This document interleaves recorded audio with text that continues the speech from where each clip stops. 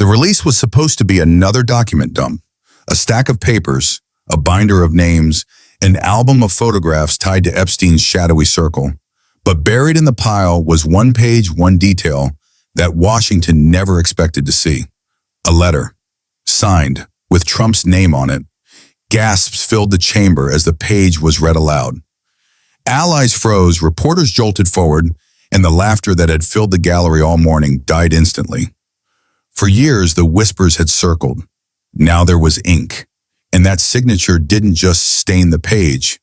It silenced DC itself. Stay with us. And if you haven't yet, hit subscribe, because this is the moment the room stopped breathing. The binder was heavy, but the silence it carried was heavier. The House Oversight Committee chamber was packed wall to wall. Rows of polished desks reflected the harsh lights overhead, cameras lined every corner, and aides stacked high piles of paper on each member's desk. The binder had been called the Epstein album, hundreds of pages of logs, letters, and photographs cataloged from years of investigation. It was meant to be routine disclosure. Names read, pages entered into record, then passed quietly into the congressional record. But from the start, the air wasn't routine. Reporters weren't scribbling casually. They were hunched forward, pens ready to strike. Senators and representatives leaned on their elbows, whispers darting between them like static. For half an hour, the process ticked along. Pages read, exhibits entered, nothing unusual. Until one staffer walked briskly to the front desk with a page tucked carefully in a folder. She handed it to the clerk, who hesitated before sliding it to the chairman. The chairman glanced down, then stopped. His eyes widened, just slightly, but enough for the cameras to catch it. He cleared his throat, adjusting his glasses, and said the words that snapped the room into silence. This next exhibit is a signed letter from Donald J. Trump. The air fractured. Gasps rippled through the chamber. Reporters froze, some fumbling to raise cameras higher. Allies who had lounged comfortably in their seats sat upright. One senator mouthed the words to his aide, Trump. Signed a letter? The chairman tapped the page with his pen, steadying himself, then read aloud the first line. His voice echoed, Dear Jeffrey. The gallery erupted. Some shouted. Others gasped audibly. The gavel slammed down, but order, order! But the noise was unstoppable. The words had already landed, and no gavel could sweep them back. At the witness table, a former investigator leaned forward. His voice was low, but his words cut through the chaos. That's his signature. No question cameras zoomed tight on the page, capturing the looping scrawl at the bottom, black ink under the blocky print of Donald J. Trump's name. In that moment, the binder wasn't a binder anymore. It was a poem. It wasn't the album that broke the room. It was the ink at the bottom of the page. The gavel slammed twice more before the chamber quieted, though the silence wasn't order. It was shock. The chairman held the page higher, the camera zooming so tight that every crease, every mark of ink was visible. He cleared his throat again and began to read. Dear Jeffrey, thank you for your hospitality last spring. Your generosity and friendship do not go unnoticed. I look forward to the next gathering. Best, Donald J. Trump. The words landed like a hammer blow. Reporters' pens scratched wildly, some abandoning notes to thrust their phones into the air, live streaming the moment. The gallery buzzed with nervous laughter that quickly died into murmurs. Trump's allies jolted upright. One representative barked, "This is taken out of context." Another slammed his folder shut, his jaw clenched. Across the aisle, Democrats leaned in, whispering furiously to their aides, their expressions caught between shock and grim satisfaction. The witness at the table, a forensic examiner, leaned into his microphone. For the record, the handwriting and signature have been preliminarily authenticated. His words were harangues across the chamber, adding weight to what was already crushing the air. Trump himself wasn't in the room, but his absence felt louder than if he had been. His name hung in the air like a shadow, his signature glowing under every camera light. A senator muttered under his breath, unaware his mic was still hot. This is different. The chairman tried to keep rhythm, his voice deliberate. This letter will be entered into the record. Further verification will follow. But the gavel sounded weaker now. No one could hear it over the silence pressing down on the room. The clip was already racing online. A 20-second snippet, the chairman reading "Dear Jeffrey," had been clipped by a reporter's phone and posted to Twitter. Within minutes, it shot past 100,000 views. Hashtags ignited, hashtags signed by Trump, hashtag Epstein album, hashtag Dear Jeffrey. In the chamber, Crockett leaned toward a colleague, whispering audibly, "This isn't politics anymore. This is history." The colleague nodded, eyes glued to the letter. For years, whispers had floated in the press, speculation and rumor tossed around with no anchor. But this wasn't rumor. This was paper, ink, a signature, and it left the chamber gasping in the kind of silence only history can deliver. Trump's words in the past clashed violently with the ink on the page. The chairman hadn't even lowered the page before reporters began flipping through their archives. Tablets lit up, laptops clicked open, phones buzzed in rapid succession. Within minutes, journalists were reading aloud past quotes that sounded almost prophetic now. "Mr. Chairman," one reporter shouted from the press gallery, "in 2019, Trump told reporters outside the White House, 'I was never close to Epstein, barely knew the man.'" The words echoed into the microphone pickup, filling the record like an unscheduled exhibit. The contrast struck the room like thunder. On one side, the signed letter, "Dear Jeffrey, thank you for your hospitality. I look forward to the next gathering." On the other, Trump's flat denial, "Barely knew the man." A Democratic member seized the moment, leaning into his mic. "Mr. Chairman, I'd like this denial entered into the record alongside the letter." The gavel struck once. So ordered.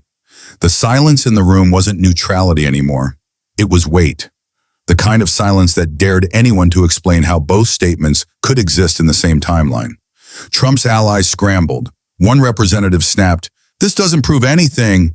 Anybody can fake a letter. This is politics." His voice cracked halfway through, betraying more panic than conviction. The forensic examiner didn't flinch. The paper, ink, and signature all aligned with authentic materials from the mid-2000s. "This is not a fabrication," gasps rolled through the chamber. A Republican senator leaned back in his chair, muttering to his aide, "How do you spin this?" The aide didn't answer. He just stared down at his phone, watching the clip climb past 2 million views online.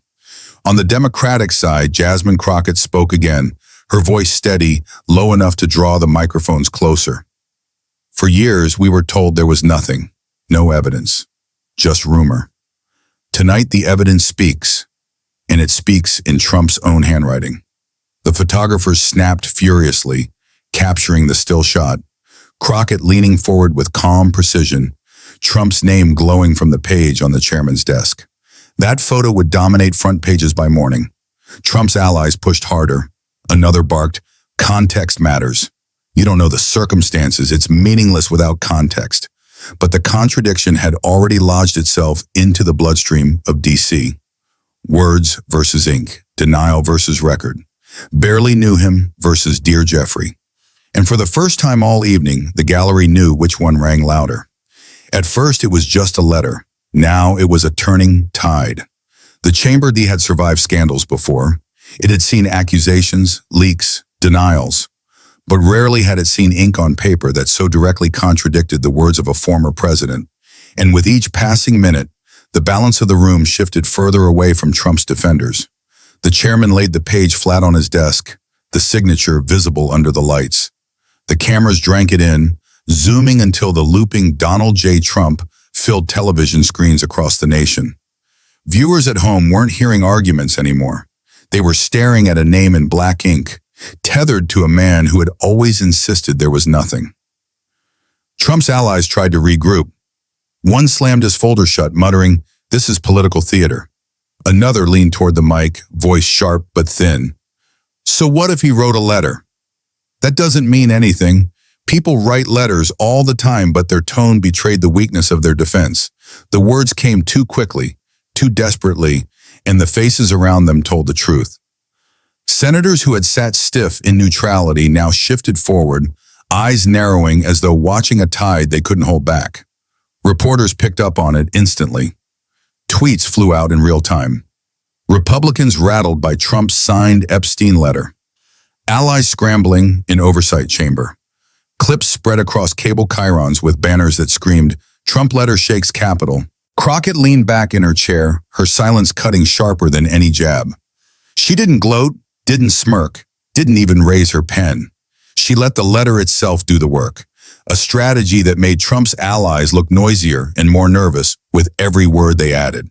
The forensic examiner doubled down, his voice steady, factual. I repeat, based on preliminary analysis, the signature and ink show no inconsistencies. This appears authentic. Gasps erupted again. The gallery whispered louder this time, some leaning across rows to exchange quick, shocked words.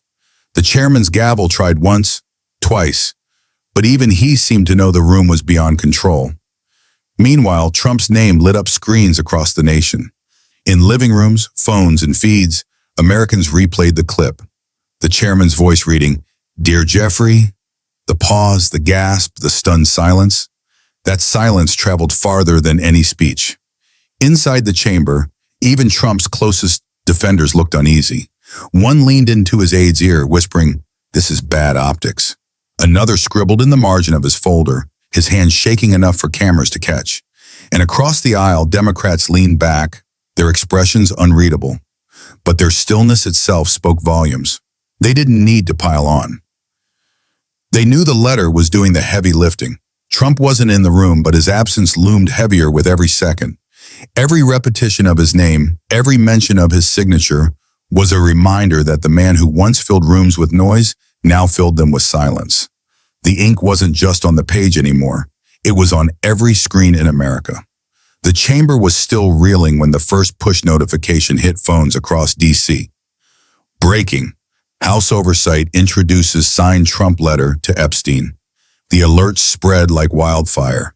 Across phones in the gallery, across Senate offices, across restaurants and bars blocks away from Capitol Hill.